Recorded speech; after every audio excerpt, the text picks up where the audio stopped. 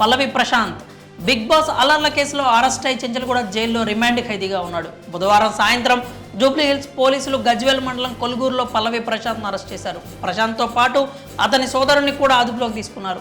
December 17న Annapurna studios వద్ద జరిగిన దాడుల ఘటనలో పోలీసులు సుమోటోగా కేసు నమోదు చేశారు. ఆ కేసులో పల్లవి ప్రశాంత్ A1గా ఉన్నాడు. వైద్య పరీక్షల అనంతరం నాంపల్లి కోర్టులో ప్రవేశపెట్టగా న్యాయస్థానం పల్లవి ప్రశాంత్కు 14 రోజుల రిమాండ్ విధించింది. పల్లవి ప్రశాంత్ రిమాండ్ రిపోర్టులో కీలక విషయాలను పోలీసులు వెల్లడించారు. పల్లవి ప్రశాంత్ బయట ఉంటే సాక్ష్యాలను తారుమారు చేసే అవకాశం ఉందనే అనుమానంతో ప్రశాంత్ను రిమాండ్కి ఇవ్వాల్సిందిగా పోలీసులు కోరారు. నాంపల్లి న్యాయస్థానం ప్రశాంత్కు 14 రోజుల రిమాండ్ విధించింది.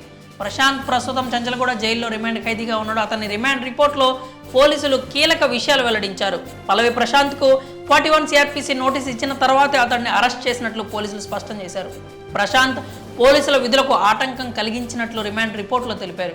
పల్లవి ప్రశాంత్ వల్ల యువకులు అత్యుత్సాహం ప్రదర్శించి తమ ముందే 6 RTC బస్సులు ధ్వంసం చేశారంటూ పోలీసులు వెల్లడించారు. సాక్ష్యాధారాలు తారుమారు చేసేందుకు అవకాశం ఉందనే ప్రశాంత్ను అదుపులోకి తీసుకున్నట్లు తెలియజేశారు. లా అండ్ ఆర్డర్ సమస్యలు తలెత్తే అవకాశం ఉందని ఎన్నిసార్లు చెప్పినా కూడా ప్రశాంత్ వినలేదంటూ పోలీసులు తెలిపారు. భవిష్యత్తులో సమాజం పట్ల బాధ్యత, భయం ఉండాలనే ఉద్దేశంతోనే అరెస్ట్ చేశామన్నారు. 2 కార్లను అద్దెకు తీసుకున్న పల్లవి ప్రశాంత్ అన్నపూర్ణ స్టూడియోస్ దగ్గరకు వచ్చాడన్నారు.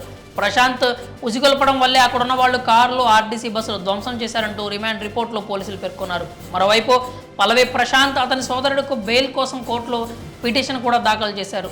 ఆ పిటిషన్ మీద విచారణ కూడా జరగనుంది. ఈ నేపథ్యంలోనే ప్రశాంత్కు బెయిల్ వస్తుందా, అతని కేసు మరింత బలపడుతుందా అనే అనుమానాలు కూడా వినిపిస్తూ ఉన్నాయి. అలాగే సెలబ్రిటీలు కూడా పల్లవి ప్రశాంత్కు మద్దతు తెలుపుతూ ఉన్నారు. ఫ్యాన్స్ చేసిన పనికి ఎందుకు ప్రశాంత్ను అరెస్ట్ చేశారంటూ అశ్విని శ్రీ కూడా ప్రశ్నించింది. అలాగే ప్రశాంత్ అమాయకుడు, అతనికి ఏమీ తెలియదు అంటూ బోలే షావలి కూడా వ్యాఖ్యానించాడు. సోహెల్ కూడా ప్రశాంత్కు మద్దతుగా నిలిచాడు. మరోవైపు బిగ్ బాస్ మాజీ సభ్యుడు, రివ్యూవర్ ఆదిరెడ్డి కూడా పల్లవి ప్రశాంత్ అరెస్ట్ విషయంపై స్పందించాడు. ప్రశాంత్ తప్పు చేశాడా, చేయలేదా అనే విషయాన్ని న్యాయస్థానానికి వదిలేయాలంటూ సూచించాడు.